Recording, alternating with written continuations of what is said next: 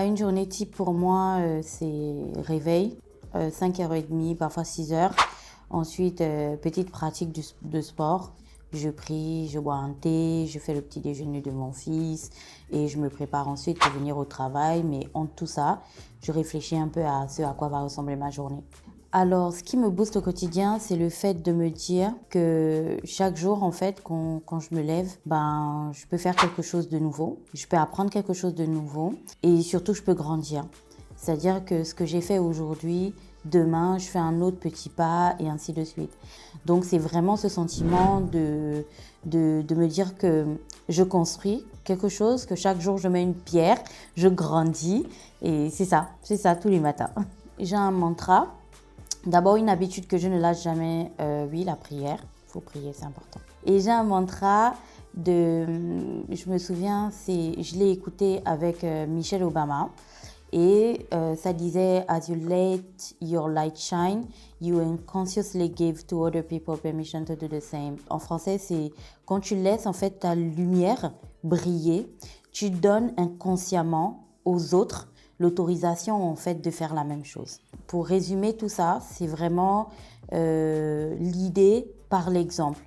Quand vous montrez en fait que vous pouvez faire des choses, que vous vous lâchez, que vous croyez en vos rêves, que vous vous battez pour ce en quoi vous croyez, ainsi de suite, les personnes autour de vous le reçoivent comme une sorte de mention ou une sorte d'autorisation ou une sorte de, je sais pas, de go, vas-y, moi aussi je peux le faire.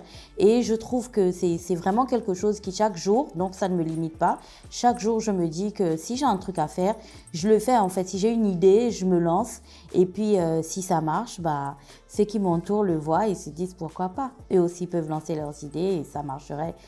Cette saison, j'ai tendu le micro à des personnes extraordinaires qui transforment les silences en voix, qui transforment les défis en opportunités et les challenges en réussite. Vous entendrez Bénédicte Kessani, qui est un coach avec un parcours extrêmement inspirant. Vous entendrez aussi Madame et Monsieur Yoka, Monsieur et Madame Yoka, parents très courageux d'un enfant extraordinaire. On parlera avec Eric Moulungi qui va nous dévoiler l'envers du football de haut niveau. On va aussi parler de cinéma gabonais avec Serge Abessolo et Melchi Obian. Et croyez-moi, vous ne les avez jamais entendus de cette manière. On aura Joanne qui va nous montrer comment, avec les réseaux sociaux et notamment TikTok, on peut accomplir des choses dans sa vie. On va discuter avec Boursier Chibinda, que j'aime beaucoup, Coco Boursier, qui va nous alerter sur les dérives numériques et surtout l'urgence de légiférer. On va parler d'agro-industrie. Comment réussir dans l'entrepreneuriat au Gabon grâce à l'agro-industrie. Et on sera avec Donald Holo et on a une très très belle discussion avec le professeur Jean-Michel Plane, professeur de gestion dans une université en France, qui avec lui on a parlé de l'urgence de repenser nos méthodes de management et de gestion. Alors, le fil conducteur est véritablement le vécu, les choix, parfois les silences et les espoirs de toutes les personnes que je venais de présenter. C'est ça qui m'a conduit vers ces hommes et ces femmes qui, à travers, donc ce que je disais, à travers leurs choix, leurs silences, leurs combats, modifient, transforment, améliorent ou construisent d'une certaine manière le Gabon dans lequel nous vivons et le Gabon de demain. Il y a profondément des leçons de vie que je cherche à faire ressortir. Chaque épisode doit nous permettre de répondre en fait à une question. Comment grandir, résister, espérer dans une société comme la nôtre qui est en perpétuelle mutation? Les leçons sont multiples. Il y a l'importance de l'entourage, il y a la résilience, il y a la dignité dans l'épreuve, il y a la puissance de l'amour parental, il y a la responsabilité qui est une notion extrêmement importante, il y a aussi le besoin urgent de regarder la manière dont nous travaillons avec nos collaborateurs, Donc, tout ce qui est business et entrepreneuriat. Et surtout, un autre point, la nécessité d'écouter, de protéger et d'encadrer. Ça, on en a beaucoup parlé avec Boursier. Et donc, oui, c'est tout ça que je pense qu'on doit retenir de ces épisodes. Alors, au départ, Conversation avec est née d'un besoin personnel. Celui de comprendre mon environnement, comprendre aussi les personnes qui m'entourent et n'oubliez pas le mantra dont je parlais au départ. J'aime vraiment beaucoup voir les gens briller. J'aime vraiment beaucoup discuter avec les gens et comprendre ce que signifie parfois leur silence, comprendre aussi leur lutte parce qu'il y a des choses parfois dont on ne parle pas ou du moins comprendre même leur réussite. On ne questionne pas souvent aussi de manière profonde la réussite. Je voulais ça de manière vraie, directe, sans maquillage, une discussion vraiment très claire, limpide et comment dire, une discussion de confiance qui créerait un lien puissant avec chaque personne qu'on interviewe, qui permettrait du coup de faire en sorte que leur message ou leur parole ait une résonance sociale auprès des personnes qui écoutent. C'est-à-dire qu'à la fin de chaque épisode, j'aimerais vraiment que les gens se disent « Ah, j'ai appris quelque chose de nouveau aujourd'hui ». Je recherche dans une vraie conversation la sincérité. Pas la perfection du discours, mais vraiment l'authenticité. Une vraie conversation, pour moi, c'est celle où l'interlocuteur accepte de se montrer parfois un peu vulnérable, d'aller au-delà des apparences.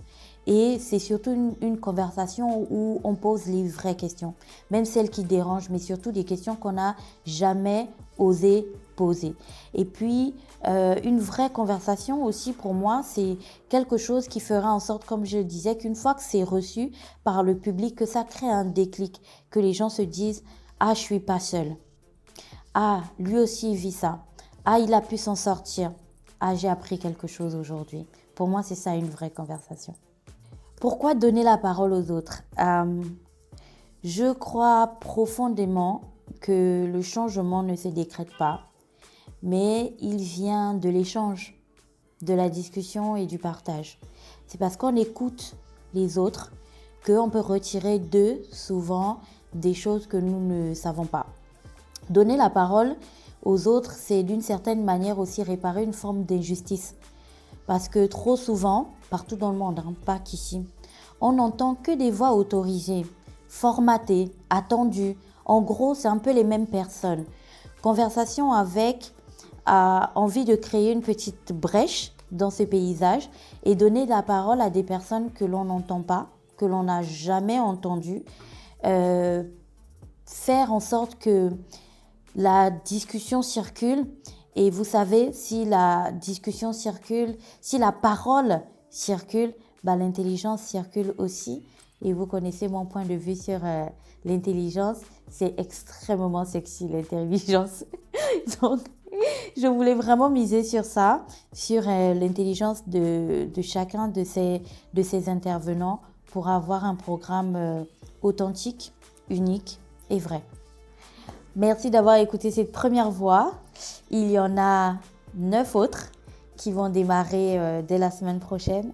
Si ça vous a plu et si vous êtes impatient de les découvrir, rendez-vous sur les réseaux sociaux mais aussi sur la radio. N'hésitez pas, partagez, commentez, distribuez ce podcast autant que vous le pourrez. Et surtout, s'il y a un profil inspirant auquel vous pensez et vous vous dites qu'il serait peut-être temps que ce profil s'exprime, que cette voix soit entendue, n'hésitez pas. Taguez cette voix ici, envoyez-nous des messages, partagez aussi ces personnes extraordinaires que vous avez envie de voir mises en avant et on sera extrêmement ravis de discuter avec eux. J'ai hâte que vous découvriez cette nouvelle saison et surtout partagez-nous vos commentaires et tout ce que vous pensez comme propositions aussi d'amélioration. Et je profite pour faire un gros coucou et un grand merci à toute l'équipe technique qui a travaillé d'arrache-pied pour que vous puissiez voir cette nouvelle saison. Et croyez-moi, elle est extraordinaire. Bye bye!